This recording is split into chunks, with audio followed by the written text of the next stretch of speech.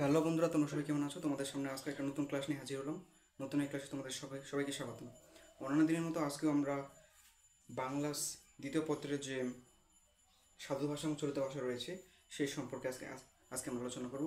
এর আগে গত ক্লাসে আমরা বাংলা ভাষার যে বিভিন্ন রূপ রয়েছে সেই সম্পর্কে আলোচনা করেছিলাম এবং সেখানে জেনেছিলাম যে বাংলা ভাষাকে দুইটি ভাগে ভাগ করে, সেটা হচ্ছে লৌকিক ভাষা, একটা হচ্ছে মৌখিক ভাষা। সেই লৌকিক ভাষার মধ্যে বা তিনটি ভাগ ছিল, যার মধ্যে সাধু ভাষা এবং চলিত ভাষা ছিল। আজকে আমরা সাধু ভাষা এবং চলিত ভাষার সম্পর্কে আলোচনা করব। এখানে বোর্ডে যে কতগুলো লাইন দেখতে পাচ্ছ, এগুলো সাধু ভাষা এবং চলিত ভাষার যে পার্থক্য সেটা, মানে কীভাবে আমরা বুঝবো যে এগুলো সাধু ভাষা এবং এগুলো হচ্ছে চলিত ভাষা, এবং সাধু ভাষা এবং চলিত ভাষার মধ্যে কোন কোন শব্দগুলো বেশি ব্যবহার করা হয়ে থাকে। এখানে প্রথমে দেখতে পাচ্ছ কি সাধু ভাষা। সাধু ভাষা হচ্ছে বলতে কি, প্রথম হচ্ছে সর্বনাম এবং ক্রিয়াপদের একটি বিশেষ গঠন পদ্ধতি। তাহলে সাধু ভাষা হচ্ছে সর্বনাম এবং ক্রিয়াপদের একটা বিশেষ গঠন পদ্ধতি, আর অন্যদিকে চলিত ভাষা সর্বনাম ও ক্রিয়াপদের একটা সংক্ষিপ্ত গঠন পদ্ধতি। এটা হচ্ছে একটা বিশেষ গঠন পদ্ধতি, আর চলিত ভাষা হচ্ছে একটি সংক্ষিপ্ত গঠন পদ্ধতি। অর্থাৎ সাধু ভাষা এবং চলিত ভাষার মধ্যে আমরা পার্থক্য করতে পারি সর্বনাম ও ক্রিয়াপদের মাধ্যমে। যদি পরীক্ষা যদি বলা হয় যে সাধু ভাষা এবং চলিত ভাষার আমরা কোন কোন পদের মাধ্যমে পার্থক্য করতে পারি, সর্বনাম এবং ক্রিয়াপদ, এরপর আসলে কি সাধু ভাষাতে তৎসম শব্দের ব্যবহার বেশি লক্ষ্য করা যায়।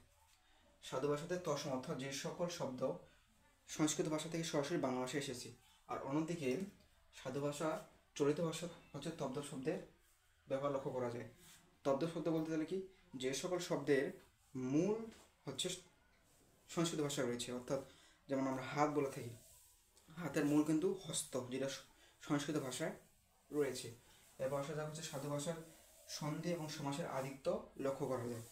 সাধু ভাষাতে হচ্ছে সন্ধি এবং সমাসের আধিক্য লক্ষ্য করা যায়, আর অন্যদিকে চলিত ভাষাতে সন্ধি এবং সমাজের আধিক্য কম লক্ষ্য করা যায়।